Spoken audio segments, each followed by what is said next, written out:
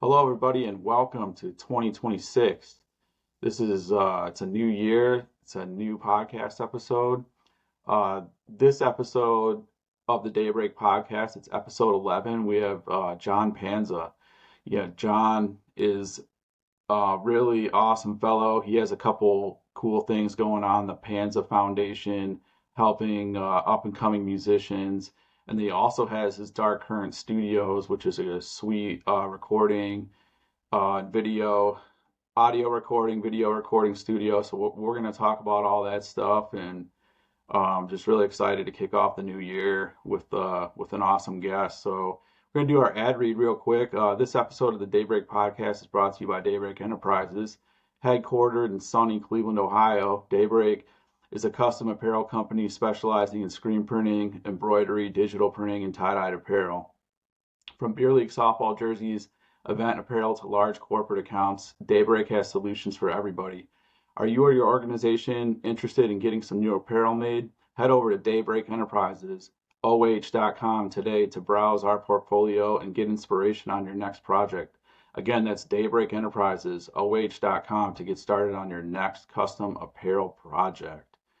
All right, so yeah, me and John, we met quite a while ago. I just remember meeting you at the Euclid Tavern.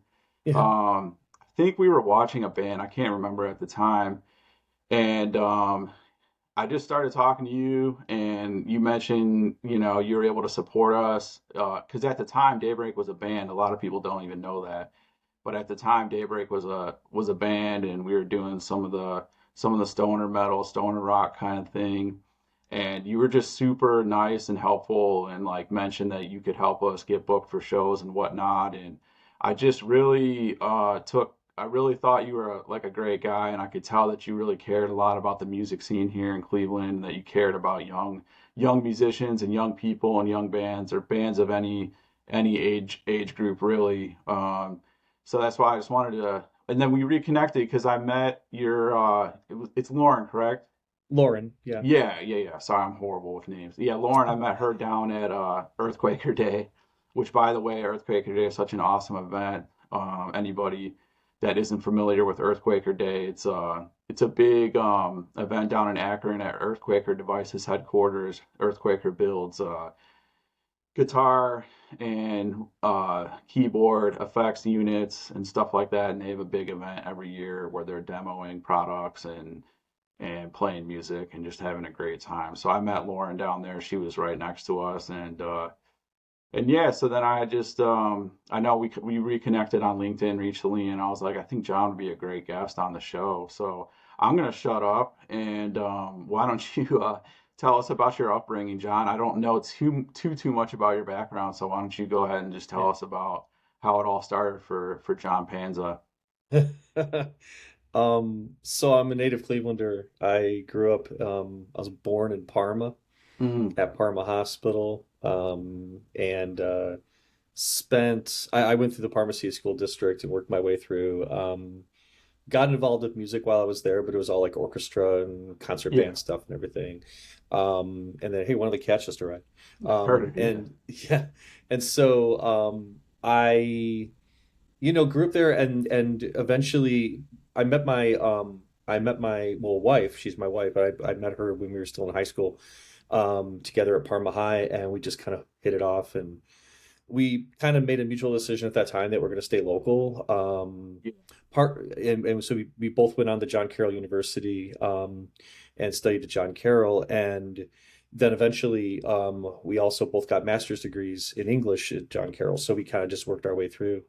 And then ultimately, we stayed in the area because Jane ended up working for the art museum for about 15 years, as an editor in their publications and exhibition departments. And was hired at Tri-C, Eastern Campus, as a full-time faculty member in English and literature.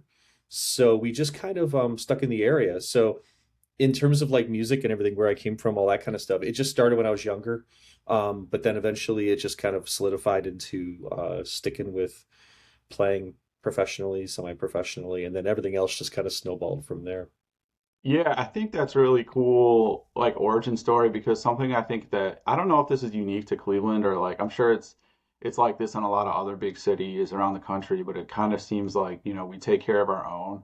It's like you can go to school, you can grow up here, you can go to college here, you can stay here, get into any of our awesome industries, healthcare, manufacturing, anything like that. It's like it's cool. It's not like a town where you have to like, take off to go find yourself or take off to go find a job. You can really like make a really good life for yourself here. So that's awesome that you guys were able to stick around. And again, that's an Yeah. important conversation that, you have to have when you're with somebody. Me and my girlfriend have had that conversation that we want to be here, we want to be around our family and stuff. So I think that's really cool. Now, um, you said you were kind of into like, the basic like school music education type stuff, orchestra, band, and whatnot. Were you getting into like, playing guitar and getting into rock music at all, like when you were in high school and stuff? Well, the funny thing is, I kind of blossomed a little bit late for playing in bands. Oh yeah, Playing in like actual like rock bands and cool. whatnot. That didn't really hit until I was about 21, 22 years old in grad Oh, that's school. It is a little late actually. Prior to that, I took I'm a drummer by trade. Like I'm a drummer and I picked up other instruments along the way, but I'm primarily a drummer. yeah, I started playing drums when I was 7. My dad had been a drummer when he was growing up too, so they were both my mom and dad were very encouraging for me to play drums in the basement whenever I want. They got me a kit when I was younger, a snare drum, everything else. I liked band, I liked orchestra. I was always kind of like lead percussion, or I was like near the lead percussion. I did not like marching band, although I was pretty good at it. I hated being told what to do on Friday nights. yeah, When I kind of don't like football and didn't want to be at the football game, but I still had to march on the stupid field. I But a lot of the drumming I did in high school was that it was just like music, orchestra, concert band, marching, and then but all along I was in the basement playing along to records and playing along to tapes. I started going to punk rock shows when I was like 14 years old. I saw the Circle Jerks play here in Cleveland, and that kind of just like lit a cannon for me. Started attending Euclid Tavern shows and Grog Shop shows when I was still in high school. Coming out of high school into college, I started Peabody's Down Under, yeah. Flashes. I started going to shows. My dad would drop me off at a show with my friends, and then he'd go around the corner to the bar, and then when the show got out, he'd pick us up and then take us home. So I was going out on school nights to see like punk bands and stuff and everything. So Yeah, that's I awesome. started playing that music in the basement on my drums, playing along, learning the cadences, learning the rhythms and everything else. And then that eventually turned into my first band when I was in grad school. I was like 21, and my office mate at grad school decided that he wanted to be in a band with me. So we got together and we did it. Yeah, that's cool. I think, the punk stuff like has, a lot of the punk bands were doing a lot of similar stuff on drums and guitar. So, you Yeah. you could pick up on a lot of those like cadences and styles and stuff like that probably pretty Yeah. easily. I'm kind of similar story, like I didn't really start Daybreak the band until after I finished college because like, I was just so broke and Yeah. so busy. College was really busy for me, so like I just didn't have like time or money. And then Yeah. when I started, when I graduated, I had time and I had money, and then I was able to buy some equipment and then start a band. But that's the great thing about music is, I mean, even a really good friend of mine, he's like, in his 50s, and he started another band in his 50s, and it's just like, it's cool. It's like, it's like, who cares? You can, if you want to do it, just go for it. So you talked about, I'm looking over here at my script. That's why I look off screen, if you're wondering. But so yeah, you talked about being into like some of that punk stuff early on and playing punk music. And did you so your parents kind of helped you put it like your own little kit together, or did you kind of just like part it together piece by piece? It's so I had a couple phases. The very first kit I got was a a drum kit that was more or less the ultimate entry level kit. Like it was not expensive and it was just good enough for me to be able to like pound away on. Yeah. My parents started to figure out pretty quickly that if I stayed on that kit, I was going to break it. So they upgraded me to a Tama kit when I was probably, I don't know, 14, 15, something like that.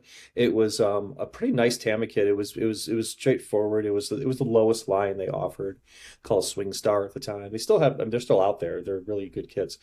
But so I started beating on that one, and it could take the hammering. And I just kept playing and playing and playing and playing, and my parents just kept being really encouraging. I, my mom and dad had no problem with me playing on Saturdays all day in the basement. They were outside, they were upstairs or whatever. They didn't really care. And my sister, drove her crazy. I would imagine it drove her crazy. It probably drove her out of the house because I would be down Yeah. there for hours. Um, I also played all kinds of music.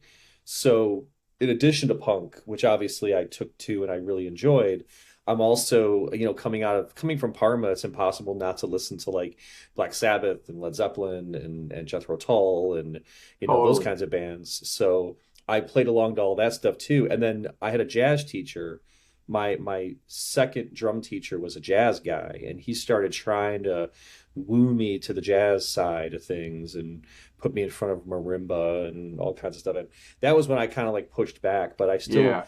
I learned a lot of those jazz things, those kind of like jazz rhythms and whatnot, and they stayed with me a long time. Like I still have them, and I still practice, and I can play jazz and everything else. So it's like, I guess in a way, it was just like encouragement from my parents was like, okay, we gave you a decent kit, so just don't destroy it, but have fun. And then that kit eventually, when I started playing in bands regularly out, that kit proved to be a little too big and heavy. So I traded it out for a lighter, jazzier kit that I could fit in my car, fit in my Honda Civic at the time, because that one wasn't going to fit.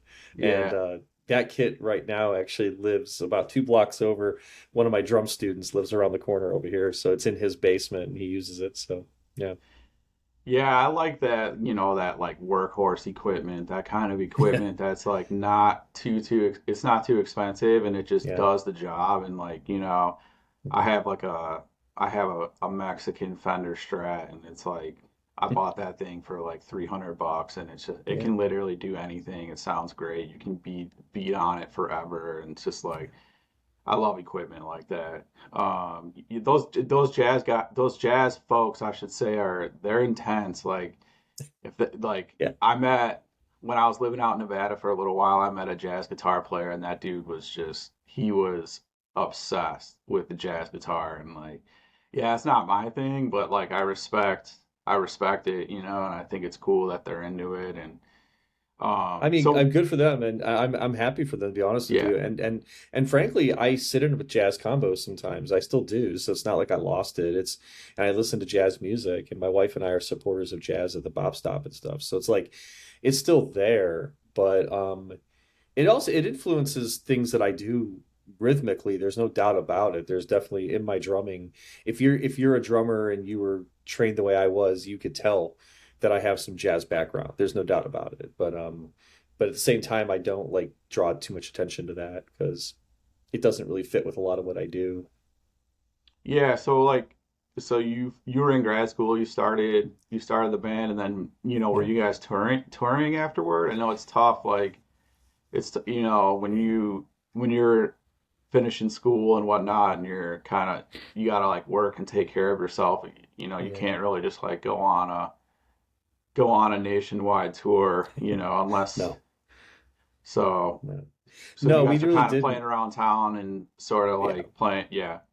Yeah, I mean, I around town still and regionally. I mean, they're always regionally, around town and regionally. Yeah. Yeah. yeah. Yeah, that's I think cool, man. I think the big challenge early on. I've always kind of come to these things a little bit late because a lot of my peers kind of did this and then figured out the job thing. I figured out the job thing and then I did the music thing. So Me like too.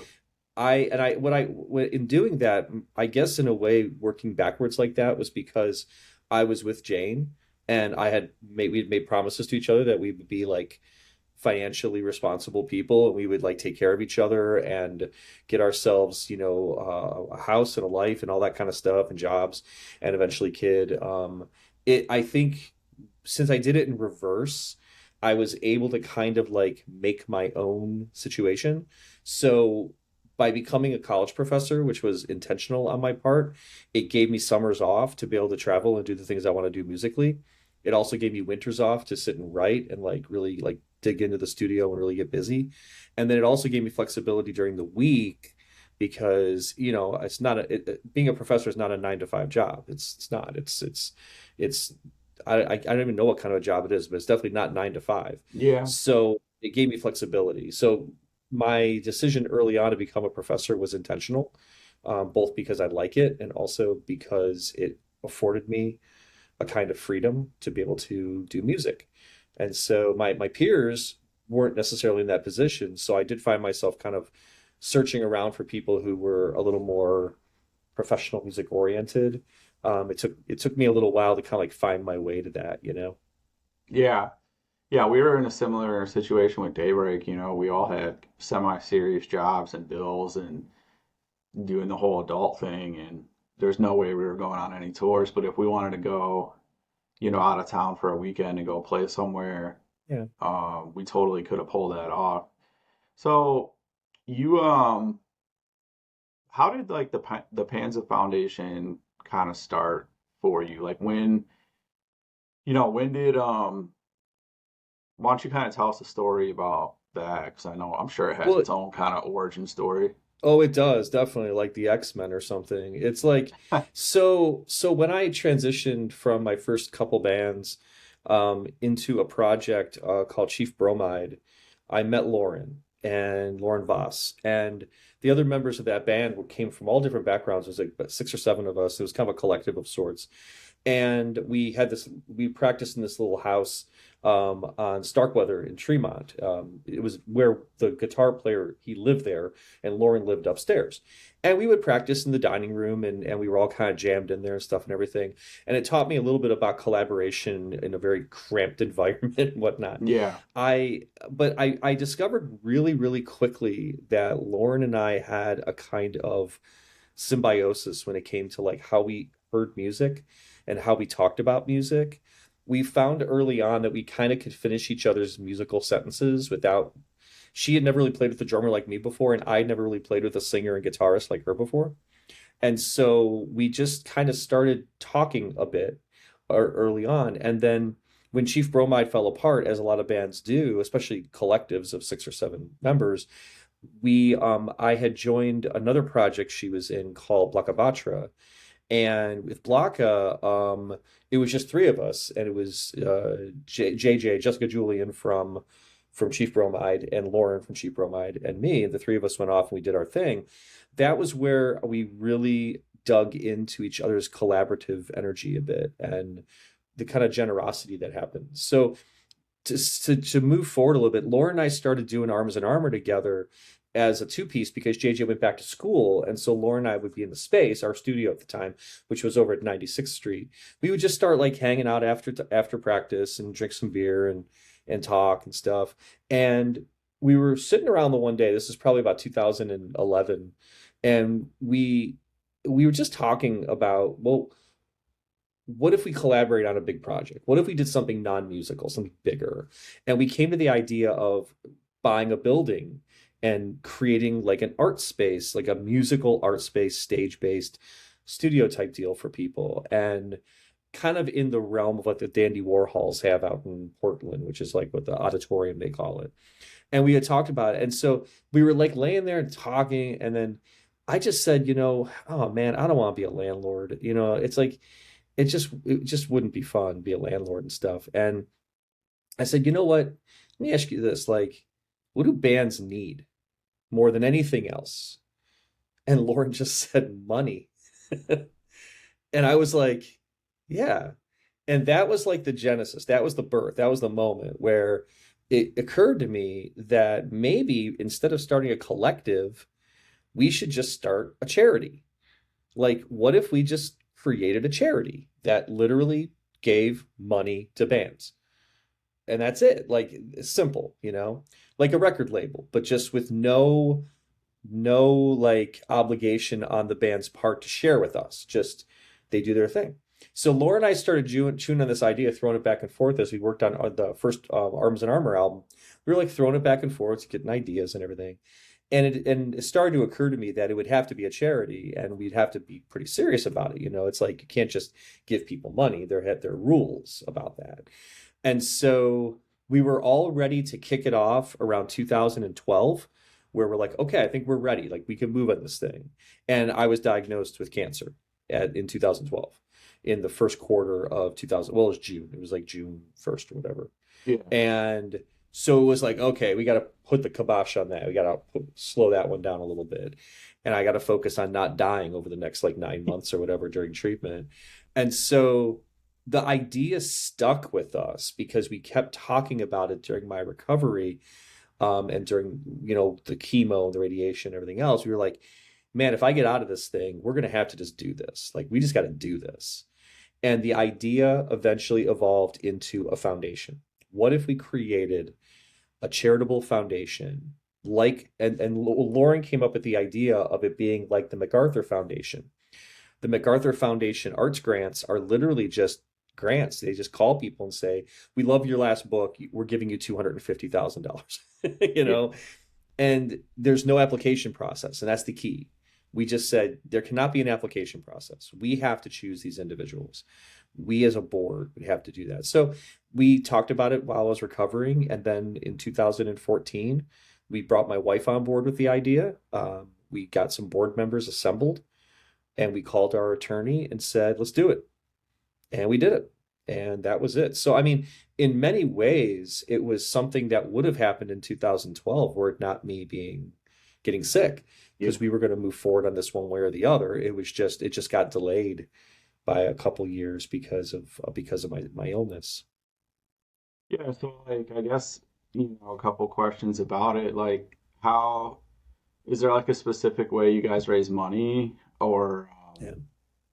like how does that go about? It's a good question. So charities, they're 501c3s come in a couple different flavors. Our particular 501c3 was created as what's known as a PF, or a private family foundation. So essentially, Jane and I created the foundation in our name, and we raise money and such to put into the foundation coffers a certain amount of money every year, and then we go out and get other people to put money in there, and the result and as a charitable donation, and then we distribute those funds. We are right now working on transitioning from a private family 501c3 to a standard 501c3 charity. We're doing that because there are avenues of money out there that we cannot tap into because we are a private family foundation. There's just different rules.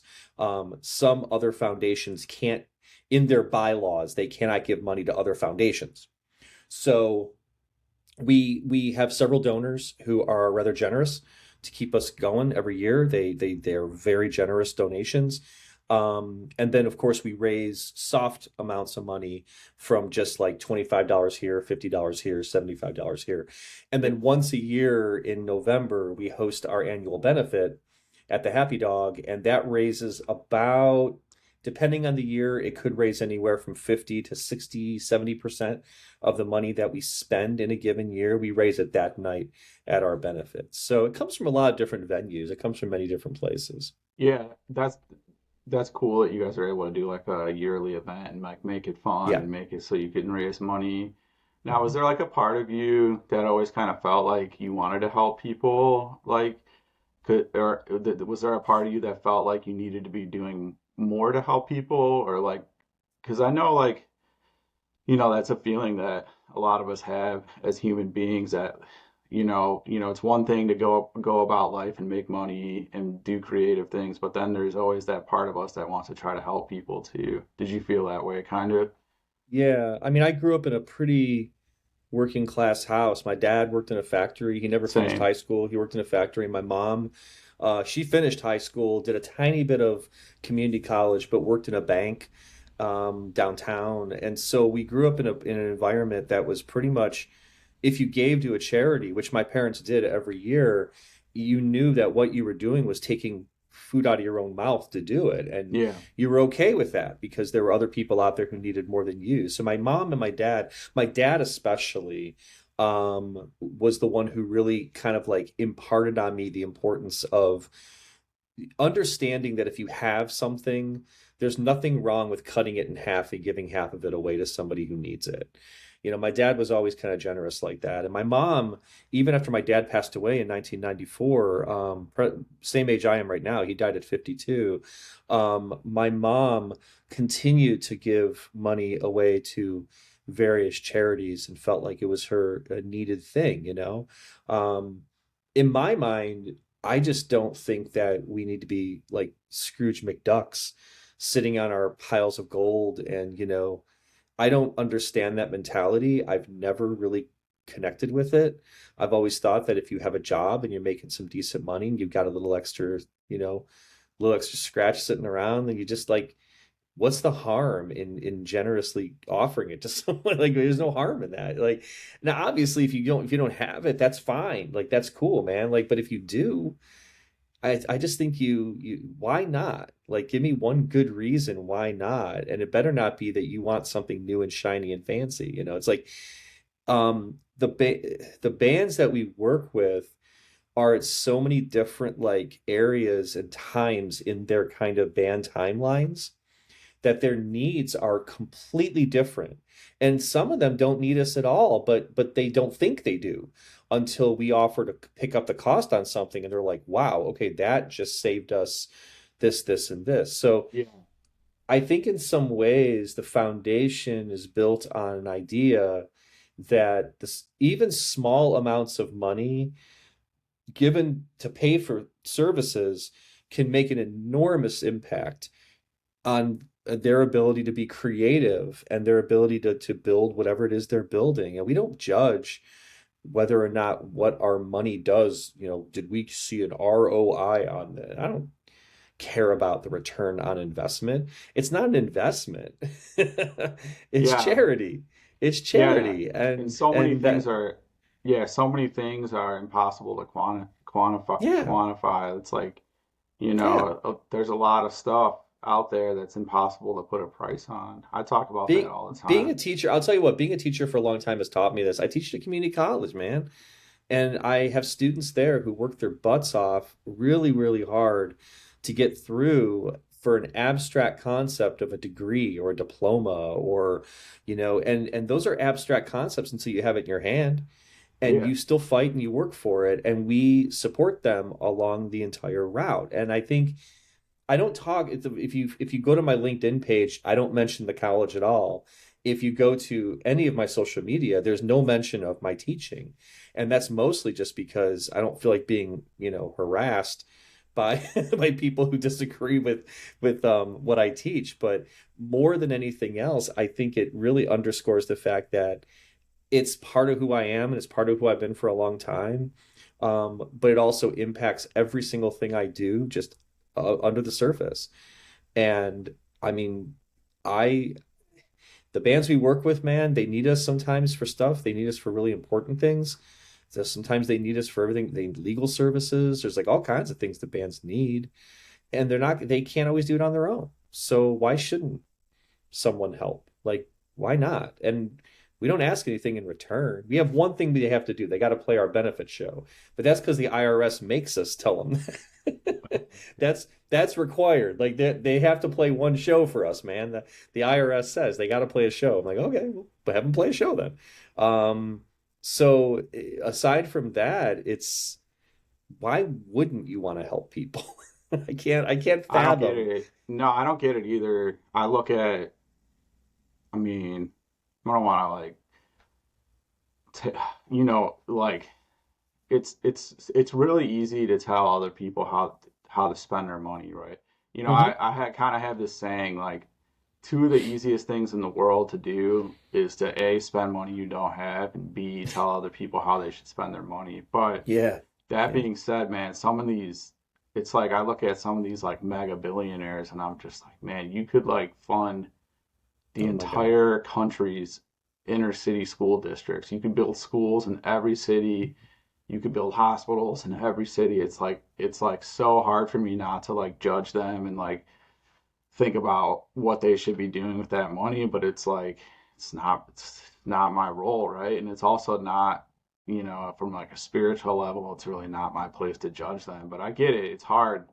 It's hard when you see it. And my family, it's interesting. We have a really like similar story. I grew up very like middle class, and we didn't have a whole lot of money growing up, but we went to church every Sunday, and my mom and dad gave whatever they could to the basket, and it's like, um, it's kind of like you said, even if you don't have a whole lot, you can cut it in half and try to help somebody else. And I have a dream myself of starting a foundation down the line, and sometime probably, I'd say probably like 10 years from now, the Daybreak Foundation, and it'll be good because then I can pick your brain about it and Well, I ask always you. say, you got to open, if you start a foundation or charity, you have to do it for the right reasons. Or If you're looking, I've talked to some people over the years who have reached out to me and been like, well, how does it save you in taxes? And I'm like, this no, conversation's over. no, I'm like, this conversation's over right now.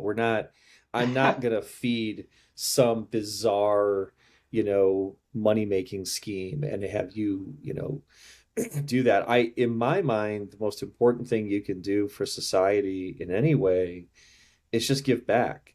And giving back doesn't have to be financial. Like giving back can come in so many different forms. Take the music scene, for instance. The easiest way you can give back to the music scene is buy someone's merch. oh yeah, It's so totally. simple. Like it's so simple. Like instead of buying two beers that night, buy an album. Instead of whatever, just buy a shirt. Like it's the simplest thing you can do, and especially if it's a touring band, an unsigned touring band that you're seeing somewhere. Man, if the difference between them getting to the next city on fumes or pulling in with maybe a quarter tank of gas might be that shirt you bought. Yeah, So in some ways, I think that all of us have the ability to do these kind of micro level improvements in other people's lives.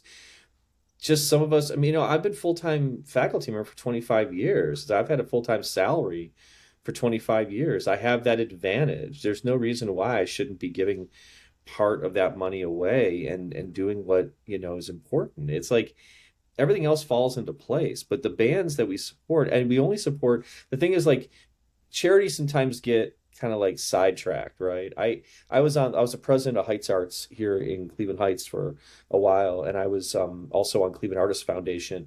And a lot of times, what happens on these bigger charities is that they, in order for them to get money from other organizations, they sometimes have to kind of like it's not diminishing their focus, it's diffusing it over several different, spreading it out over several different things. And they'll say, okay, well, to get this grant we have to start an education program. But then when the grant's gone, now you have an education program that you don't have funded, right? For me personally, the Panza Foundation from day one has been about music, music, music, underground, underground, underground, and that's it. hmm That's it. We turned down money from some pretty major places because they wanted to control how the money was going to be spent. And I'm like, no, it doesn't work that way.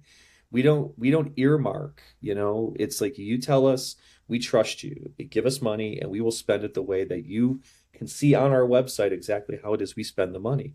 We're all unpaid. No one gets paid for doing it. The board doesn't get paid. I don't get paid. Jane doesn't get paid. Every penny you give us is going to go directly to the bands we sponsor and the projects we sponsor. That's it.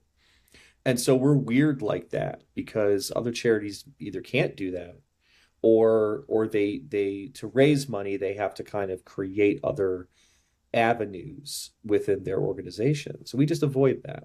We're just weird like that. And even the IRS has told us we're weird. I mean yeah, they've every time I've talked to them they're always like we just don't get it. And I'm like, well, I don't know, come to a show or yeah. something. Seriously. So how do you Yeah. guys like go? How do you go about? This is probably a loaded question, but how do you go about deciding like who you're going to support? And do you Yeah. guys kind of like do you kind of get your eye on a band that you really like or Yeah. that you feel like would be a good candidate, and then do you guys just vote on it, or how does that work? Yeah, well, the board is composed of a bunch of musicians, several of whom have our former sponsorees that we've actually sponsored. So, like Christy Ebert, Una Lady, she's on our board. Alicia, she was in Punch Drunk Tagalongs. We sponsored them. Latoya, Kent, who's in Mourning a Black Star. But then, like, my wife's on it too, and she's not. My wife is not a musician. Like, she took cello lessons and she played clarinet in high school, but she's kind of the normie of the group. She's our dedicated normie. And then we've got like James Carroll, who is a booker here in town for AEG and some other clubs. And so our approach is really about, and Lauren, of course, Lauren's on there too. It's really about saying, okay, who's currently active, who's doing their thing, and let's just learn about them. And we build a list. And for instance, this most recent crop, the four bands that we're sponsoring this year, 26, um, that started as a list of 44 bands around town, 44. And that'd be Cleveland, Akron, as far east as almost Youngstown, maybe even Youngstown, and maybe west to like Lorraine or something. But the Yeah. majority of bands are Cleveland, directly Cleveland area. 44 bands on our initial list. And we just started chipping away at them, learning about each one of them, understanding where they come from, what have they produced, where have they gone, do they tour, don't they tour, are they primarily recording, do they play out? I mean, all kinds of questions.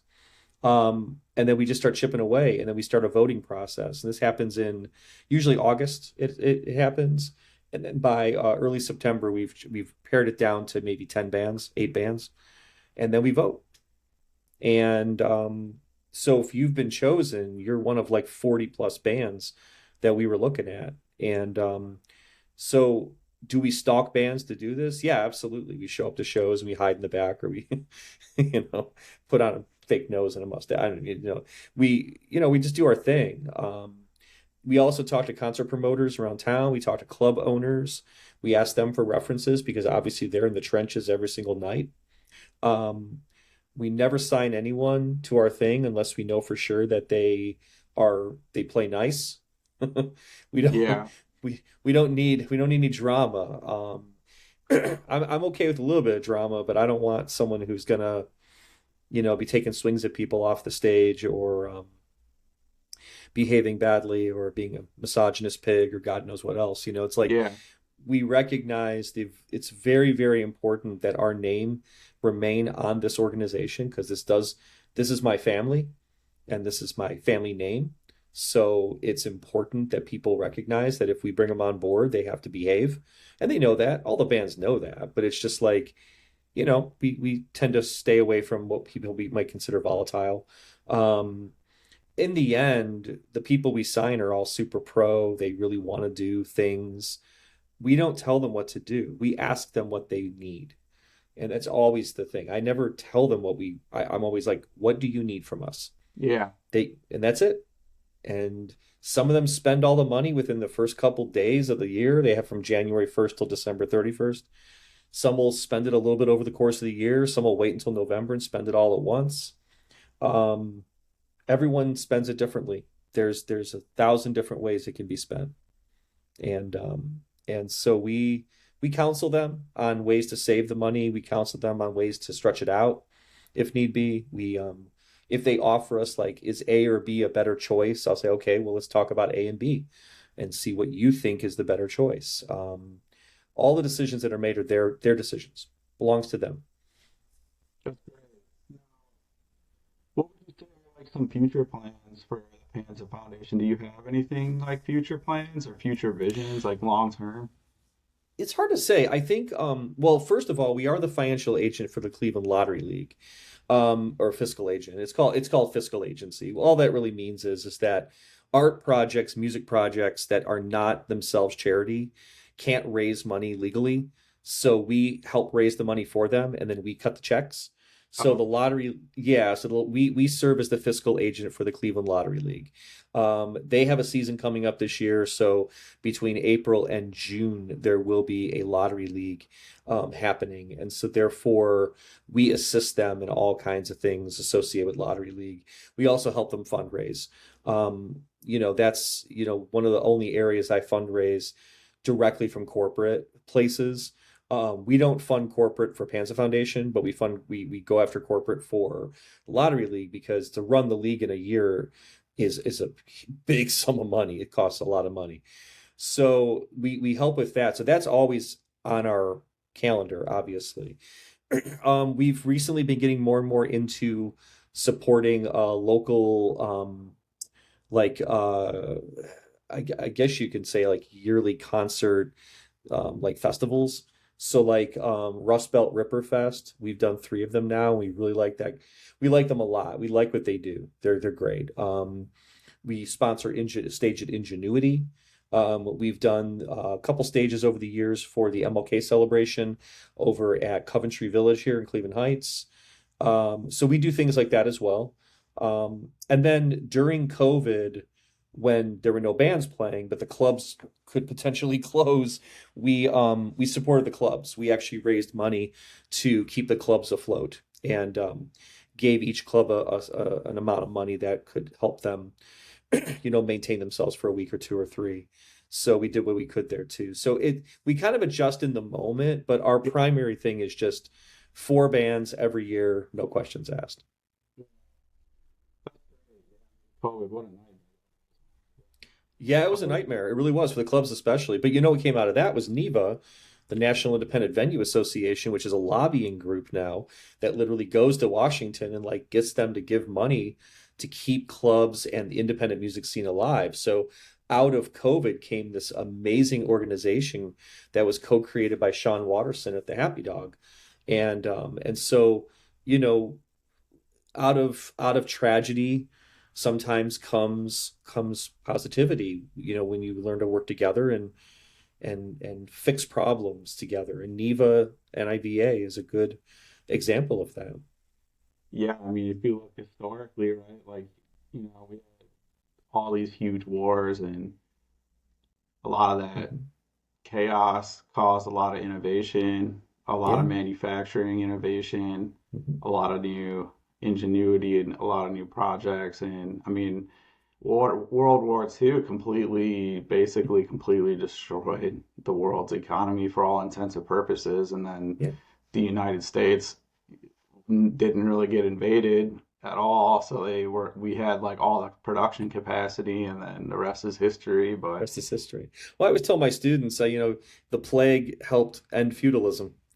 yeah, The plague, the middle class rose up and the working class rose up because the plague happened and there weren't enough farmers to farm, so they bought the farms. That was it. So, I crazy. mean, you can, historically speaking, a lot of tragedy leads to these things. COVID was rough on the music industry really intently. Like, I mean, like, if you're going to talk about one industry that quite literally thrives on human presence physically in a room, a claustrophobic room that like people sweating on each other, it is the music industry. So in some ways, I think the fact that Cleveland did not lose. We lost one club during COVID, just one. All the others survived. They all figured out ways to, stay alive, stay afloat. And the result was, if anything, I think a stronger music scene as a result of the tragedy of COVID. And I think most club owners would agree that they weathered it. Maybe we're still feeling the effects of it. There's no doubt about it. People are not coming out as much. They sure aren't drinking as much as they used to. They drank way too much during COVID, so people have cut back massively. But I think that innovation during COVID has led to more innovation since then, and hopefully more innovation going into the future to keep these clubs going. So let's shift to Dark Current Productions. Yeah. Tell us about that, and kind of how it started, and just anything you want to talk about, really. Yeah, so Dark Current is an LLC. It's a business that Lauren and I own together. So if you're keeping track, I'm in a band with Lauren, Arms and Armor. She co-founded Panza Foundation.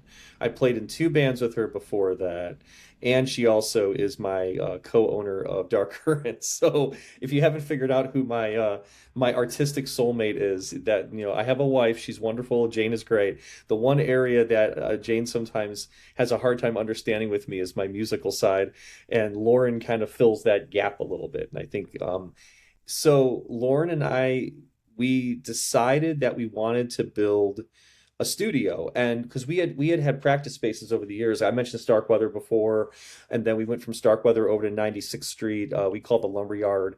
We were there for about almost 10 years, different rooms along the way. Then we moved over to the Art Craft. We were sharing space over there with Dan from Herzog, the band Herzog. And we just realized as we were going along that a lot of the stuff that we wanted to do, we could do ourselves, but we just needed a space. So we shopped around a little bit, and for a new practice space, because the art craft building was purchased by the city of Cleveland to be turned into the new headquarters of the police. And so we were like, okay, we obviously got to move out of there. So we wanted to stay near downtown. So we just started searching around a bit, and we met a guy who introduced us to a guy, and that guy happens to be our landlord, Mike, and he owns a building called Twist Drill. And we decided to go over and look at some spaces in Twist Drill, and Mike offered us a really great space.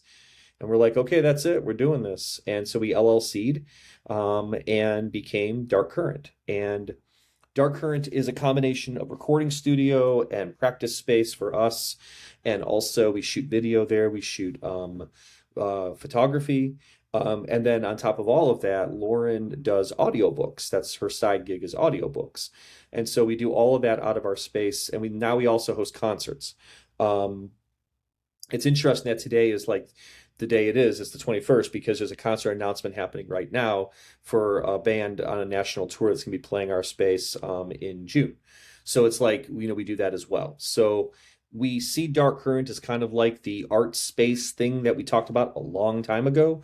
But the major thing is it is an LLC. It is going to be a way for both of us to make a living in the future when I'm retired and she is doing her thing. So it's like we love the space. It's very large. It's about just a little under 4,000 square feet with like 15-foot ceilings. It's kind of intimidating when you walk in. It's pretty big, but we've made it very homey and very fun. And now I have a place to set up all my drum kits. Yeah, do you like allow other people to like rent practice time in there and stuff? So we do rent the space out for events, and we will rent the space out for bands that need to rehearse if it's for a particular show they're doing. Yeah. We've had some national bands ask us to do that, that we've worked with, and then we've had some touring bands come through who have utilized the space a little bit. So yeah, I mean, just contact us and tell us what your needs are, and we can talk about that. The big thing really for us is that the space is always in flux because I'm always recording Arms and Armor stuff. And then I also play another band called HIRAM-MAXIM, and I record all of HIRAM-MAXIM stuff as well. So, and then I'm also recording other people's bands and other projects and stuff, and I'm producing other people's music. So we're pretty busy in there, Yeah. but it's become a kind of wonderful incubator for my ideas and Lauren's ideas and other bands coming through to record. We don't charge a lot for recording. Our rates are really, really reasonable. And because of that, we're able to work with bands for longer periods of time. And the bands don't feel as rushed. And I think that's a really important, again, that gets back to when I was first recording and first going into studios and everything else. When you're paying such and such per hour, you start to look at the clock too much. We don't want people thinking about the clock doesn't even work in our space. We purposely took the batteries out. So, and there are no windows. So when you're in our space, it's, time doesn't exist necessarily. You know, like that pressure that's gotta be. Yeah, it is a lot. Um, Well, yeah, because bands walk in with like, we have $1,000 to record, right? And we know this place, let's say, is $50 an hour. So then you do the math and you're like, man, okay, we only got this many hours, and but then mixing costs money, and then do we, we're gonna have to do setup, and how long does setup take, and do the drums sound right? It's like I don't want bands worrying about that, man, because it's like it just stifles stuff. And so we don't think that way. Laura and I don't run the space that way. We don't, yeah, we're selective in who we work with, but when we work with people, we try to give as much time as possible without reaming people, because that's not what it's all about. yeah. I guess like a big overarching question, and I think I already know the answer to this is like um you wouldn't be able to take money from Panza Foundation recipients. Would that be like a No. conflict of interest? That is yeah, we're not allowed to do that. So it's actually, we do the opposite. Panza Foundation recipients can record in our space for free. Oh, that's cool. And we also do That's free even better. video. We do free video and we do free photography for them. So essentially, we That's awesome. donate, our LLC donates those hours, that time, to the foundation as a charitable gift. So the bands don't have to pay for anything. And so that's in addition to the money they get, in addition to the resources they're provided, Man, they're that's also huge. provided, yeah. And so like, I'll give you an example. In 2025, I recorded the Slug album. I recorded her full length album. It's called G G G G G. It's just a bunch of G's in a row. I recorded that album in the studio. We also shot a music video for her. We recorded tunes toward a full length that Nature Invoke did. I recorded those as well. And then we also did a live footage concert type video of Wish Queen in the space as well, completely comped by the LLC. So we actually, I don't see a reason to even like try to weasel the money. And what's the point? It's just kind of silly. So we're way better off just taking it as a tax write-off as an LLC to just Totally. donate to the foundation, and then the bands get additional stuff for free. It's worked out really well, and more than anything else, it means like when I recorded with Slug, I mean, I can't even tell you how many hours we worked. It might have been 50. I have no idea. I could never have charged her for that. It would have felt terrible.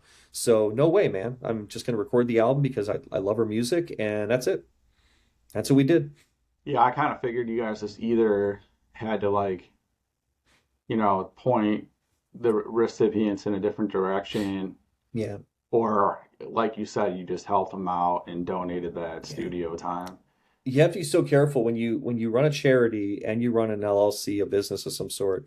You've got to be like on the level with that. Like, because there's so many instances of people who essentially own both and kind of like double dip, and it's, I mean, on a national scale, we see it from some politicians, but I think more than anything else on local scale, you got to be super careful, because it only takes one audit for both things to come crashing down. And that doesn't make any sense. Like, why would you risk any of that? So for us, it really is so much about just making sure that these bands get what they need, and at the same time, the LLC can help, can assist them. And it just means that they're getting even more bang for someone's buck, I guess, or Yeah, something. They get more bang for the virtual buck. yeah, Yeah. that's great. Now, this is like a talking shop question as far as like recording goes, like, Mhm. and I've always been fascinated by this. Do you prefer to multi-track everything, or do you Yeah. do you let bands record live? Whatever they need. Yeah, It really depends. Slug's a really good example of a combination of the two, because a lot of her live performance is kind of the point, but she's also meticulous and mathematical in how she lays out her songs. So she knows exactly where everything comes in and goes out. And she's a table in front of her and all of her electronics and pedals and everything else. But yeah, then her vocals are challenging because she has two microphones for vocals, and she uses a microphone for these discs that spin. So with her, we had to kind of do a hybrid version where it was a little bit of live and then a little bit of overdubs. With Nature Invoke, it was live in the room, man. It was just balls to the wall, live in the room. We loved it. Yeah. So every person I work with, you know, they ask what works best, and I ask them if they're comfortable. And if a drummer doesn't want to do a click track, we don't do a click track. I mean, I'm not going to force. You can't force square pegs into round holes, man. It's like there's no point in doing that. You got to let them be who they are. And so I guess in a way I have a much more hands-off approach. If they ask me for more, I mean obviously I'll provide what I believe to be a good solution, but I'm not going to force it on anybody. Yeah, people don't really understand how hard the recording process can be, and like It's miserable at times. from a producer and engineer's perspective, and from a musician's perspective, you're put into like this environment that you're not used to.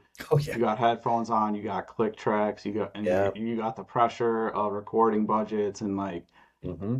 um it's so stressful and hard, but like I Yeah. think if you can make it more of a less stressful experience for people, I think that's, would work Yeah. out I best, was blessed. obviously. I was blessed early on. One of the first engineers I worked with was Chris Keffer, who owns a really great studio here in Cleveland called Magnetic North. And it's Magnetic North has had multiple iterations over the past couple decades, right?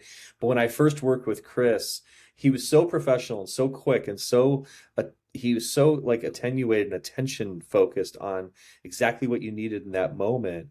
Then the second engineer I worked with was Todd Tobias, and he worked with like Guided by Voices and bands like that. Todd has a more loose approach, and I'd like to think that I've wedded those two in a way. But the guy who influenced me the most in terms of how I approach things is my good friend Martin BC. Martin's in New York City. He goes all the way back to the late 70s. He recorded like Ramones and Sonic Youth and all these like Unsane and like all these crazy awesome bands. And I've been lucky enough to record several albums now with Martin in New York at his studio. Dark Current is in many ways as a kind of space based a little bit on what Martin has done with his studio in New York. I feel like he gets what I do, and I kind of get what he does, and as a result, I wanted to kind of have my own like version of that here. So I'd like to think I'm a combination of all the people I've worked with previously, because I've worked with a fair number of producers and engineers over the years, and some good, some really awful, and some mean, and some like super nice, some super passive, and some like very active. And I just think in the end, I wanted to kind of like take all the best qualities of the people I worked with and combine it into a single place. And I think Dark Current has become that. I'd like to think the bands I work with feel the same way too. Yeah.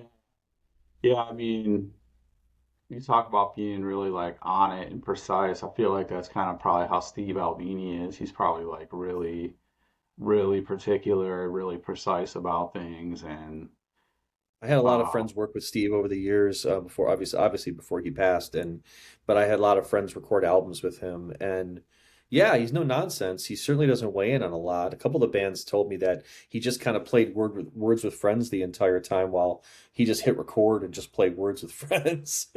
But at the same time, I think that hands-off quality in Albini was exactly the point. The microphones were perfectly placed, everything was perfectly set. It was completely up to you to play well and to do a good job. And then that's where his style came through because his ability to capture live performance, especially drums. God, the drums on some of those albums, Jesus Lizard and especially, but I mean, you just go down the list of these Chicago bands and Midwest bands that recorded there. You just hear those drums, you're like, man, those are Albini drums. Like those are yeah, without a doubt. He wasn't influencing much of that. He just set up microphones, but he knew what he was doing with them, and he knew how to handle the sound. And that's, I think, in some ways, staying hands off is an important thing. But if someone needs a hands on, then you got to be prepared to talk with them and work with it. Maybe that's the teacher in me coming out. I have no idea, but I feel yeah. comfortable. Yeah. And like, I know you kind of went over it really well and explained it really well, but do you have any kind of like long-term vision for Dark Current, or like big picture plans and things you think about when you're laying in bed at night? Well, I mean, I'm gonna retire someday from teaching, whether it's in a year or 2 years or three. I mean, I'm close. I've been full time for a long time, and I don't want to be that guy who kind of like rots in his office and then rots in front of the class. That's not my Yeah. vision for the future. I also have the reality that I have two forms of cancer that are floating in my body, and at any given time could resurface and cause complete chaos. So it's like, um, I want Dark Current and Panza Foundation to live beyond me. That's my goal. I'd like Dark Current to exist beyond my presence here on Earth, and I'd like the same thing to happen with the Panza Foundation. So, in a lot of ways, I want both of them just to keep on doing what they do because we do it well, and that's it.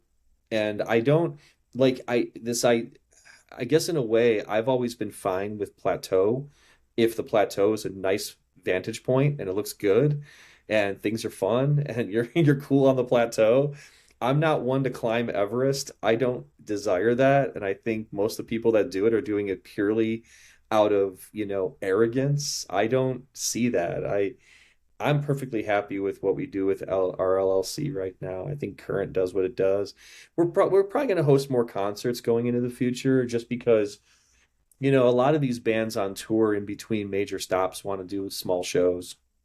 And honestly, it's an easy way for them to make a couple bucks.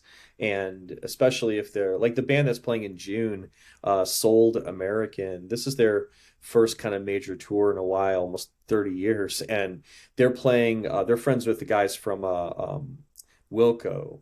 So they're playing Wilco's festival on the East Coast in Massachusetts. So on their way there, they're playing a couple stops along the way, and we happen to be one of those stops. Um, but we also host like bands come and ask us if they can take over our space for a night and host a show. And I'm like, oh yeah, sounds great. Let's have fun. So I think Current is going to stay exactly what it's doing. And I think that Panza Foundation will do the same.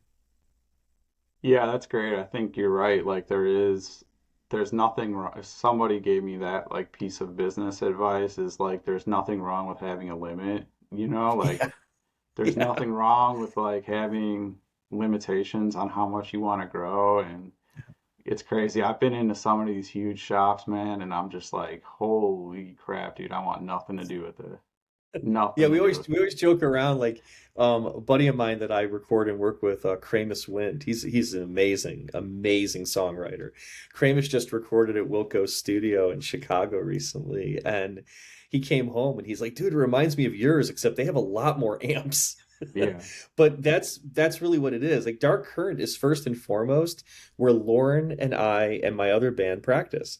First and foremost, that is what it is. And it just happens to do all those other things too. So it has to feel like a practice space. It's got to feel homey, man. It just has to, and it does. And that's, I think, one of the first things people feel when they get there is that the lighting is low, the room is large, it's warm, it's comfortable. There are couches, but there are also just like pedals all over the place and amps and guitars and it's a nice place to be. And I think I like studios like that. For me, that's like it makes me feel like I can be creative and not rushed. Um, and that's kind of what I'm shooting for. But I also think that in the long run, yeah, some people are Everest climbers. I'm not. It's that simple. Yeah. Some people climb Everest. I don't climb Everest. I only got one lung. I'm not climbing any mountains, man. No way. I almost died in Capri, man. I was like climbing Mount Capri, trying to go from Anacapri up to Capri in Italy, and I almost passed out on the hill. My wife would have had to drag me down. No, I'm not a mountain climber, man. That's not my thing. I'm not interested in that. Um, it's not. Again, I think a lot of mountain climbers turn into Scrooge McDucks, man, sitting on their there's this painting that I love that my students and I always talk about. It's by Caspar Frederick, where there's this guy on a mountain and he's like looking out over this like sea of ice of more mountains. And my students are like, "Oh yeah, he conquered that." I'm like, "He didn't conquer anything. He can't stay up there for more than 45 minutes. What's he going to eat? Come on. He didn't conquer a thing." Yeah. And there are bigger mountains off in the distance. Like, no, he got to the top of that hill. Good job. Great, Yeah. great work. Go back down and go to the inn and have a beer and relax, you know? Yeah. I like facility and I see all these employees. Yeah, it's a bit I'm much. just like, half of these people hate working here. A quarter of them are going to quit in the next year. And it's just Yeah. like, it just turns into this, to me, like these huge companies, it just looks like it turns into like this social engineering experiment. Like, how long can we keep these people here and try to make them happy? And I don't know. This is not the vision I have for my company at all. I want to be small for sure, but being small, we can still do a lot of damage being small. So, Yeah. And I think more than anything else, we live in a city like Cleveland where you don't have to be huge to be successful and comfortable and enjoy yourself. And I think we learned this from watching the restaurant scene here in Cleveland. We learned this from, yeah, you got to work and the hours are terrible and you own a restaurant and it's like, it's stressful and like, yeah, that's called work. I mean, all work is stressful ultimately, but you can do it in a place like Cleveland and you don't have to feel like you have to constantly reinvent. It's like that. I think there's something to be said for the fact that I always joke around with Cleveland bands that I can tell they're from Cleveland, and other people around the country can tell they're from Cleveland because there are just some characteristics of Cleveland bands that are always there. We're way too loud, always way too loud, and we're used to playing late, so we have no concept at all of early shows. So we all arrive late to shows.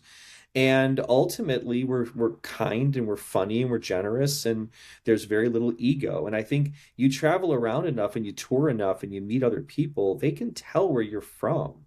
Also, our crazy accents, which is also there too. But I mean, it's like we ultimately, I think sometimes people shoot too high because they're too afraid of just making some kind of like incremental steps toward things.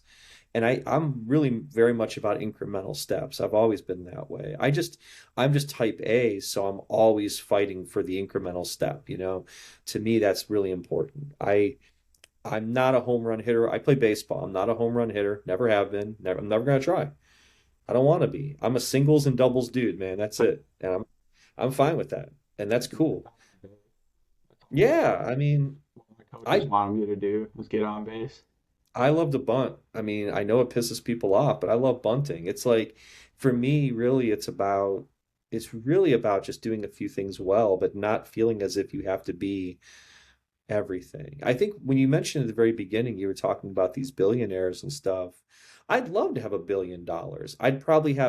Within a month, I'd probably have a $500 million. But I mean, the fact is that it's those guys sit on those piles of coins not because they need it, but because it makes them feel something. But what are they feeling? It's not power, it's not prestige. It's a sense of something that only, I guess, a billionaire can really understand. Um, from my perspective, when you just kind of remember where you're from and you stay humble about the whole thing and you recognize the people around you as having great value, not to make you better, bigger or better, but just they have value for their projects, the things they care about.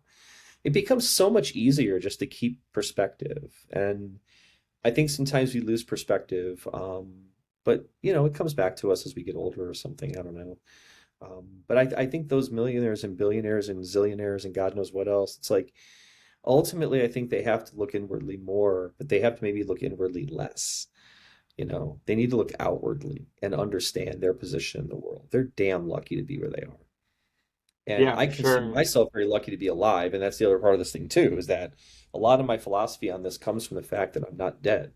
I should be dead and I'm not dead. So it's like, the survival rate on my cancer is like to survive for 5 years is approximately 4.5%. That's it. And I've got 13 years. It's like, man, you just don't waste that. You Yeah. don't waste that. Yeah. Yeah, I think a great thing about Cleveland too is there's so much. I mean, this is so obvious to anyone that's been here for any period of time. The civic pride in Cleveland is so crazy, and like Yeah. people here in Cleveland want to support other Cleveland businesses Yeah. so much that you can be a small business in Cleveland and become a household name. Like, and that's Yeah. kind of, I've always had this. dream of being a good company that helps people, gives back to Yeah, the community, but also provides really awesome products and services. And like yeah, I know I'm here in Cleveland, and it's very much possible for me to become a known business and a household yeah, name because people in Cleveland want to support us because they love Cleveland businesses, they love other Clevelanders, and it's just such a great town like that. Whereas like you go, even when I was living out in Reno, which is also like a quirky, cool little town, but that town has turned into like that town is like the entire Bay Area has moved into Reno, and it's like it's yeah, losing its identity because it's not what it used to be. It used to just be this like town in the desert on the other side of the mountains that like people didn't really go to unless they wanted to gamble, and like yeah. now the They're entire or they were in the mob or something. yeah, Yeah, yeah, now the yeah, entire Bay Area is moving over there, and it just yeah, lacked the city just like lacked identity because there's so many transplants, and like Denver is yeah, the same way. New York City has like some hardcore New Yorkers and stuff, but it's also tons of yeah, transplants. So I just think yeah, Cleveland's cool. Like these smaller Midwestern big cities, Cleveland, Akron, Buffalo, yeah. it's just like it's just there's so much love and so much like civic pride and people that want to support each other, and the support we get at our live events from our customers that like love our business. It feels really good. Well, So I always joke around that when people move to Cleveland and they live here for a bit, it's like the end of the movie Freaks. They all got, "You're one of us, you're one of us." We draw them in and we hold on to them, oh yeah. And more than anything else, I think they realize that there's a lack of pretension here that I think is really important and healthy. It's a Midwestern thing to an extent, although I think that places like Pittsburgh and Detroit and Cleveland, Buffalo, we're pretty good at the lack of pretension. Where I mean, Chicago is a different thing because it's a totally different animal. It's a gigantic place, but the other cities I think are definitely more kind of like oriented toward that. And because we're more kind of humble in our of origins and humble in our approaches, and we're all kind of cities that were huge and then died and then were reborn and whatnot. I think it's important that we also not forget that history, and Yeah. not forget that this is about struggle, it's about fairness, it's about treating people well, but at the same time it's also about living within the environment you have and using the resources that are here. And those resources are outstanding. And no, you might not become a millionaire owning a business here. The Panza Foundation, the money we give to the bands, yeah, if I was in New York City doing this to New York bands, the money we gave wouldn't be enough. It would be too little, right? So in some ways, the amount we give here is exactly what people need to be here and be successful. And it's easy to raise. So it's the best of all worlds. We win, they win, everyone wins. Um, could we do this in another city? Maybe Pittsburgh, maybe Detroit. I don't think we could do it in Chicago. Maybe Chicago, but I don't think it would work real well. It Yeah. would work in Milwaukee. It'd be good in Milwaukee, maybe St. Louis. But the fact is we couldn't do this in LA. We couldn't do this in New York, Miami, Houston, Dallas. It wouldn't be enough. So I think the humility of this town works with that well too, because someone who decides to give us $25 to put toward the bands for the following year, that's a lot of money. $25 is a lot of money. But at the same time, um, if they choose to do it, it's because they truly support what we're doing. And so I think that is a good thing. And that's something unique to this area. And it's something we enjoy, it's something that means a lot to us. Yeah, I think that's great that, it gives you that kind of fulfillment. I think fulfillment is important in the fact that as you're able to give back to the community and help as much as possible. Absolutely. I- Now, why don't you just tell us about your, personal life currently? Like, how's everything with your health and family, and just tell us about some of that stuff. Well, family's good. I mean, my wife Jane works as an art editor for museums around the country. Her main contract is the Met Gala. So she works for the Met Gala, the Costume Institute of the Metropolitan Museum of So Art, what but what she's is an editor, that? so she obviously, Oh, I was just gonna say, what does that mean wow, well, exactly? So every year the Met Gala hosts its big event. It does its big like charitable event where the Costume Institute raises like 80% of its overall like finances for the year.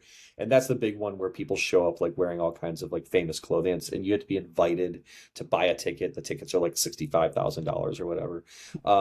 My wife edits, yeah, I know. My wife edits the catalog associated with the art exhibition, the clothing exhibition associated with Met Gala. So that's her main contract, and she enjoys it a great deal, and she's quite good at it. She left the museum a bunch of years ago because she wanted to go freelance, and she's a freelance editor now. That's what she does. So she works from home and enjoys herself, and is really really good at what she does. She's an excellent editor. Our daughter, is at Kenyon College and studying classics. Cool little It's her school. first Yeah, it is a great place, and she's in her first year, and she's studying Latin and archaeology and Roman history and Roman art and stuff. So she's really enjoying herself, and her plans are to live in Italy at some point and do archaeology and that kind of stuff. So she's really enjoying herself. And then that's it. That's our whole family. It's just the three of us. And then, of course, we have our cats, our two cats, the sister cats, who are one vomited in the hallway before to greet us before I started this podcast with you. But yeah, and then in terms of my health and stuff, health's a weird thing for me because I go every 3 or so months, 3 to 4 months, to find out if my cancer, either my mesothelioma or these two, what apparently are lung cancer tumors. Mesothelioma is not lung cancer; they're different. So I have two different types of cancer. Um, Trying to figure out whether these guys are growing, whether the meso's back. And so like every 3 to 4 months, it's like I go in there and play a game of Russian roulette, and you go to see. Yeah, Sorry. so it's no, no, it's okay. It's been 13 years, so it's like I'm we just calculated. I was just there actually yesterday, getting scans, or was it Tuesday? What day was today? Wednesday? It was Monday.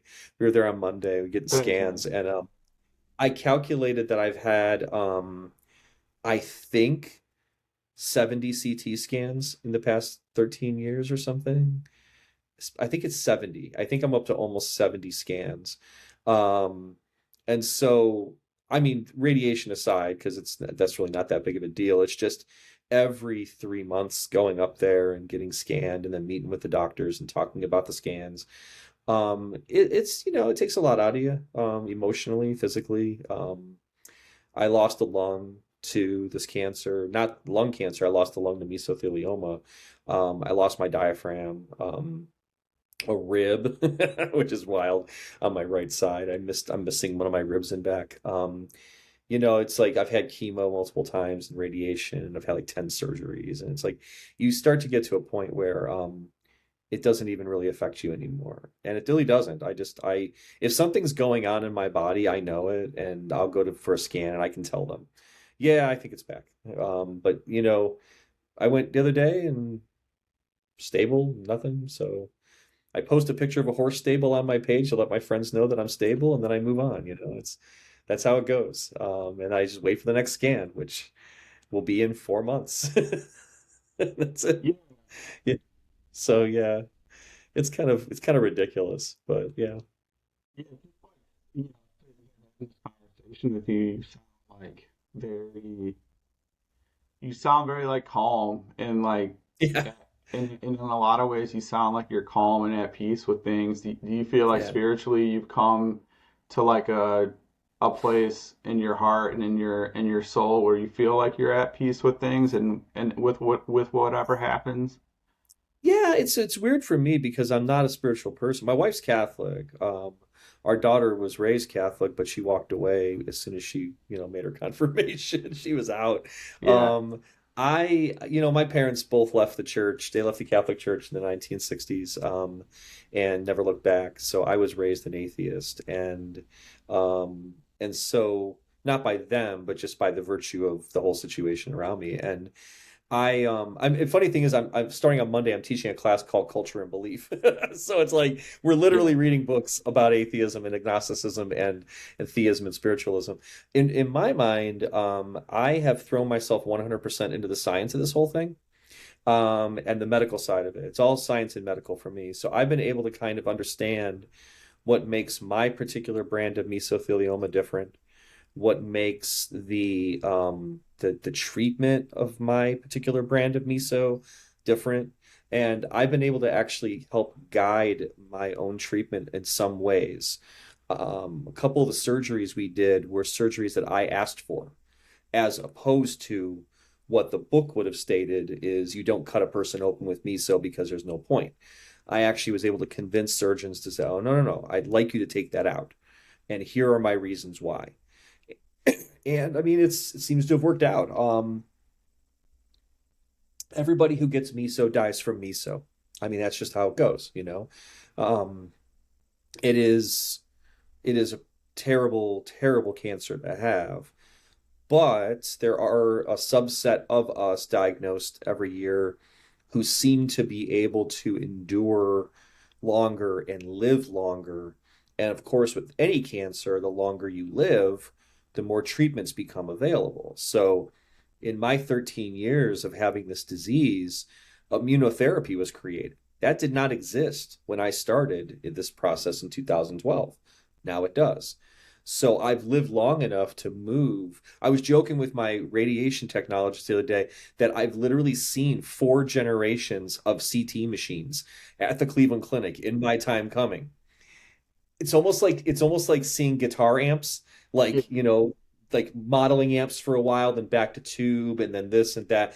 Yeah, I have seen 4 generations of CT machines since 2012, and they're all by Siemens. They're all they're all by Siemens, but I see the difference in how they scan me. I see the difference in the results. I see yeah, I mean, it's just what it is. So I've taken a scientific angle on this thing, and the result is that it just keeps me calm. Because honestly, you can't fight the science, man. It's like the cancer is the cancer. You can fight the cancer, but ultimately, you succumb to that. So I would say my spirituality here is really it's a trust in science. It's a trust in the way that these extremely intelligent, very dedicated, loving oncologists have figured out how to manage a disease that is in and of itself designed to be unmanageable by whatever forces Yeah. have launched this thing into our into our bodies. Yeah. Yeah, it's like, at the end of the day, when it comes to like spirituality and whatever, it's like we're all trying to put our faith in something, right? And you're Of and course. you're putting your faith in the science, you're putting your faith Yeah. in the doctors, and I think that's awesome that you're able to find something to give you a little bit of peace. Because I can tell just by talking to you, you do have a lot of calm and you seem to be at peace with who John Panza is and what you've done for society and how you've been able to give back. And because there's a lot of folks, man, and you know this as well as I do, they can get older, they can get a diagnosis, and then they've been a piece of shit their whole life. They haven't done anything beneficial for society, and like then they start really coming to terms with their mortality and they start to kind of panic. And Yeah. but it seems like you've had a really like beautiful life, and you've been able to raise your daughter and have a great marriage and start the foundation and express yourself creatively and do all these things that most people weren't able to do. So I think that's really I've been awesome. lucky enough to be able to I guess you can say I've been lucky enough to be able to kind of weaponize the things that I enjoy to turn them into something positive. And it's weird in a way because like we're all flawed human beings, man. We all make mistakes and we all do dumb things and we all, Yeah. we're all flawed. I mean, it's like I don't buy into the whole original sin flaw aspect of it, but I get the tone of that. I understand it. It's the idea that humans are flawed creatures. We're all flawed. That's just what we are. And whether we're flawed because a person believes that the creator, put something in front of them and they messed up, or we're flawed because our brains are, weird and we do things we shouldn't do. Ultimately, I think we need to judge people by their gifts and their actions and the results of what they do. And yeah, it's not always easy to do, but I really do believe that some of the greatest people I have ever met are often people who have just done small things for other people they cared, because they cared enough to want to do that. It could be something as simple as hooking someone up with something for a job, or it could be something as simple as shoveling their driveway, Yeah. or it doesn't have to be these enormous things. I think we confuse um, enormous actions, these big, big things, with being better than just shoveling your neighbor's driveway. But dude, when I was growing up and there were a couple of my neighbors on the street, and my dad, was sick, and my dad was still going out there and shoveling other people's driveways and sidewalk and stuff. I'm just like, this guy's dying of lung cancer and he's out there in the wintertime shoveling. It's like, you gotta give some credit where credit's due, man. It's like, so I think in a lot of ways that's what we try to do, and we try to do the best we can. But we're small potatoes. The IRS reminds us all the time that we are just such small potatoes. I love it. They're always like, you guys, you got audited. Like, all charities get audited at some point. It's just the nature of the business. And when the year we got audited was hilarious, because they're just like, you guys are so small. And I'm like, yeah, we're small to you, dude. Small but mighty. Yeah, but we're not small to the people we help. I mean, Yeah, that's exactly it. It's like, I don't know. It's, again, maybe it comes from teaching all these years. It's like, you introduce a student to a book, you might change their life. It could be just one totally. book, and that's fine. That's why they pay you. They pay you to give people books so it changes their lives, maybe, or maybe it won't. And that's cool too. It's like, it doesn't have to. You're. I don't go into class like, you're going to read this and you will be a different human being afterward. I never say things like that. I say, hey, read this. It might make a difference. It might not. It's like, be smart. Like, listen to this album. You Yeah. might like it. You might not. Um, yeah, I don't know. I think really, in the end, it's just about looking at other people and saying, "Hey, you guys matter." It's it. You matter, and that's it. Well, Maybe that's enough. hey, I think that's awesome. I think that's a great way to wrap things up a little bit. I do have some fun questions for us. Okay. I call these my fun questions, and I always All come right. up with these that are a I'll little I'll bit, I'll strive for fun answers then. yeah. So, and this is, I hope I'm not going to cause any controversy by asking you this, but Okay. what is your favorite club in Cleveland? I feel like I have to ask. Uh-oh. Oh, Yeah, we wow. might have to Well, cut this out. no, no, it's all good. I mean, I will say I love the Happy Dog. Happy Dog's been great to us, and I Awesome. love the guys who own the Happy Dog.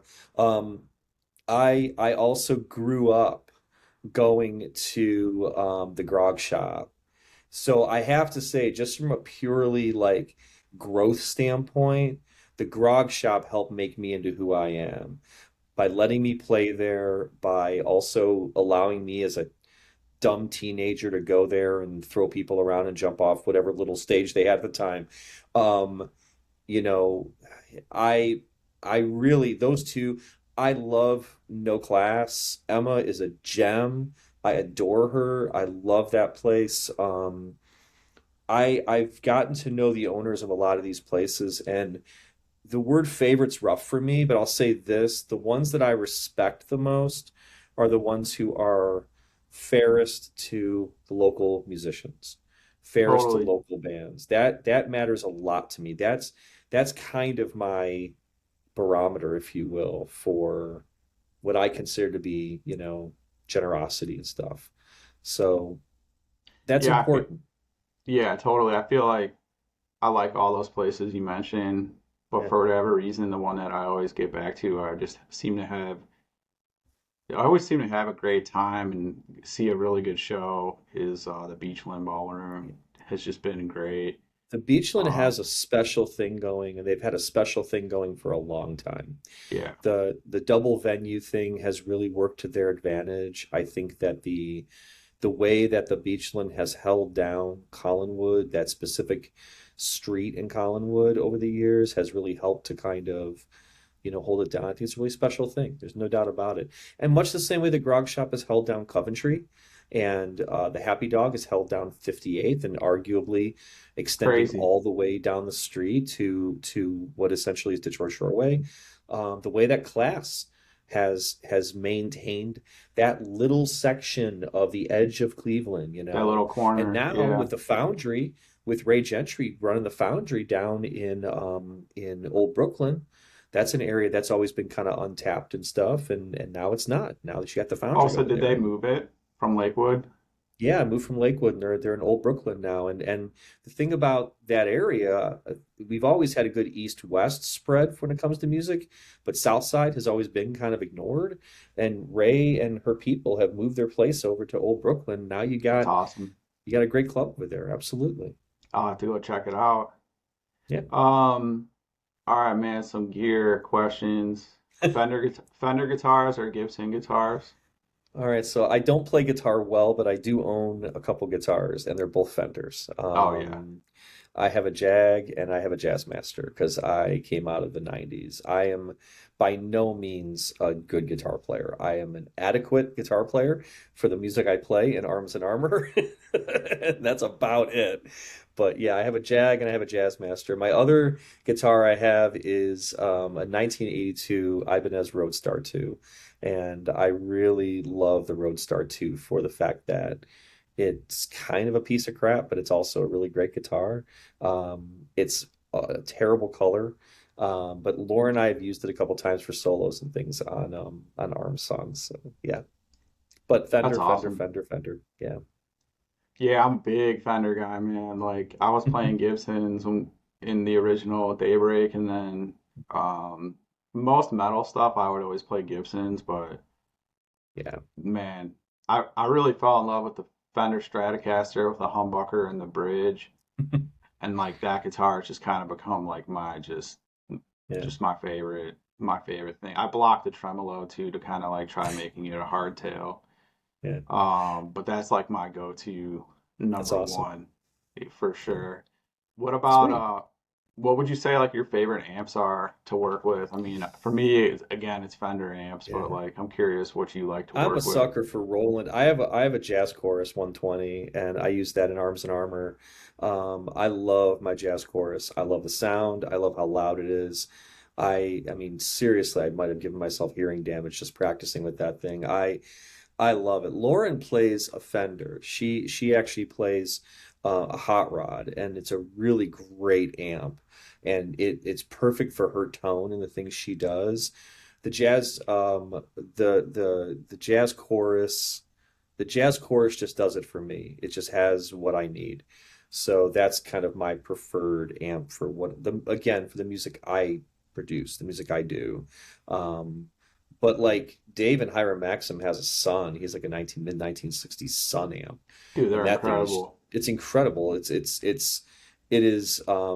an amazing amp because it's a combo, and it's just wicked. Oh, there you go. See, it's wicked. It's a wicked amp, and we've had to get it fixed like two or three times. But boy, I'll tell you, it's beautiful. But yeah, my 120 is when I play guitar or I'm running synthesizers and stuff, I go through Roland. Yeah. Yeah, all that Japanese stuff is just so freaking good, man. All The my drums, boss. I'm a Yamaha drummer too, so it's like Yeah, I love Yamaha drums and stuff. So Japanese for me is always the top. Yeah. incredible. Yeah, for sure. What about this is kind of a different one. British music or American music? That's really hard to say. British bands or American bands? Oh man, that's tough. I listen to a fair amount of Scottish bands. Mogwai is one of my favorite bands. I absolutely love them You've been to and Scotland? stuff. Yeah, I have. I have been to Dude, Scotland. Yeah, I've been and there. It's yeah, unbelievable. I love it. it's gorgeous. Yeah. So, I would say I'm less about country and more about sound. My one of my favorite band is Low. I also love Swans. I like, but then again, I'm also like as likely to listen to Interpol or something, out of New York, or I'll listen to a doom band. Like I love Walled City. I love Kowloon Walled City. There's this amazing band out of New York called Pants Exploder. I absolutely love them. Not just for the amazing name, but I also listen to like Lightning Bolt and stuff. And but then like Low is literally my favorite band, like one of the quietest bands in the history of rock and roll. So it's like it's hard to describe exactly, but I would say I definitely gravitate more toward American bands simply by proximity, maybe not Yeah, by style. Yeah, for me, British bands yeah, seem to really just top my list in basically every category for whatever reason. And I don't know if there's really anything to it necessarily, but it yeah. just kind of is the way it is, man. I like Irish bands a lot too. That's cool. There's a One of great my Irish band called Gillaband that we played with a couple times. They used to be called Girl Band, and they changed their name to Gillaband, and that's like one of my favorite Irish bands. They're demented. They're just amazing. They're so much fun. Um, but yeah, it's weird. I'll say this much. I do think that there are a lot of British bands who never quite make it over here and are not known here just as much as there are many American bands that aren't known over there. And so I imagine there's probably a whole, tons of stuff yeah, that we there's a don't ton of even know stuff that we're about. just not, yeah, that we're just not exposed to at all. Last one, cold beer or hot coffee? I don't drink. And I don't drink coffee. What? So the answer to that is Dr. Pepper or Dr. tea. Pepper or Dr. tea? Pepper or tea. Yeah, it's like always, anybody who knows me knows there's always Yeah.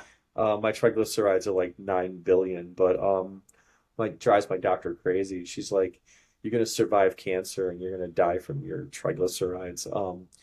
But no, I don't drink anymore. I quit about almost 4 years ago um don't partake at all. So I will say this, when I'm in Italy, which has been a couple times over the years, I love Italian espresso, just a straight up espresso. That stuff makes me so happy. It's just amazing. But that's the closest thing to coffee I'll usually drink. But tea That's and interesting. Dr. Pepper, yeah. That's interesting because, espresso is pretty potent and Yeah, strong, and yeah. Well, I when I love. drank Well, I would say, I'm sorry to interrupt you, but when I drank alcohol, I was into whiskey and specifically single malt.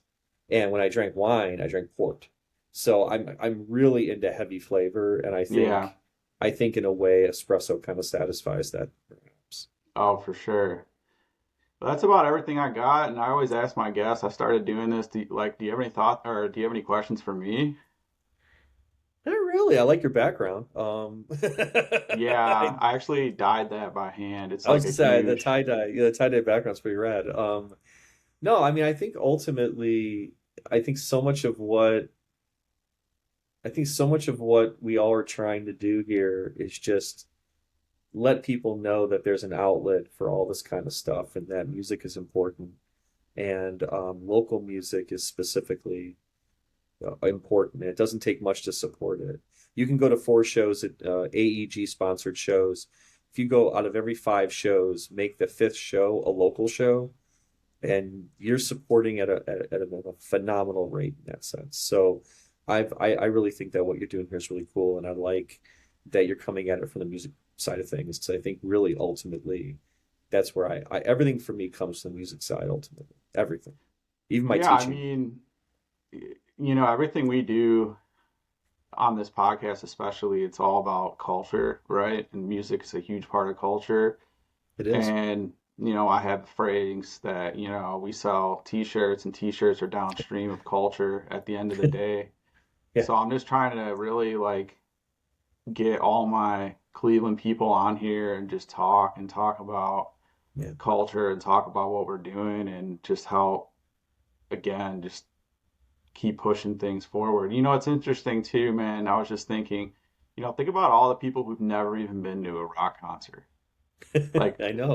it's like, Yeah. think about all the people who've never even experienced a show. And it's like, man, if more people would just like pick out that's kind of what's cool about the Happy Dog, is people can go there to get a burger or get a hot dog and then they get And to then, hear and some. then you accidentally have a concert breakout. Yeah, Yeah, they exactly. start hearing a show and they're like, "Whoa, Yeah, this is like really awesome!" yeah, And then they yeah, could start going back and start going and supporting more bands and stuff like that. exactly. So Yeah. yeah, man. Well, I just want to thank you so much. I think we had a really awesome conversation. Thanks for having Um, me.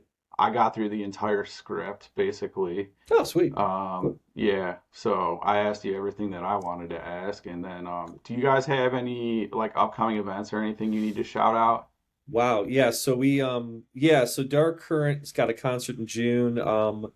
That is with Sold American, and then we have an event coming up. We have a date set for it, but I can't really announce it because it hasn't been officially announced yet. But it's going to be someone's going to be hosting a reading, kind of like a poetry reading slash revolutionary book type deal in the space. That's going to be in March. And then before then, we'll probably end up hosting a couple band concerts. We're not sure what yet. We tend to announce those kind of fast. We're like, hey, 2 weeks out, check this out. But yeah, we got that coming up, and I'm in the writing process for Lauren with Lauren right now for Arms and Armor, and HIRAM-MAXIM is working on a new album as well. So it's like we're all kind of in the writing process right now. So no shows booked for either band at this time. Yeah, Yeah, the episode description and anything like sweet. that. So I want to remind the audience, go ahead and like, subscribe, share this video with your friends. It really helps us out a lot. You can leave a comment too. You won't hurt our feelings. Go ahead and leave whatever you want to say. And so thanks a lot, John. I appreciate it, man. And Yeah. the one thing I will say is leave your browser open for like 30 minutes or so, if that's okay, because it's got to like upload and everything like that. Okay. Sounds Yeah. like a plan. So sound good, man? All right. Thanks a lot. All right. Thanks, John. We'll talk soon. All right. Cheers. See you.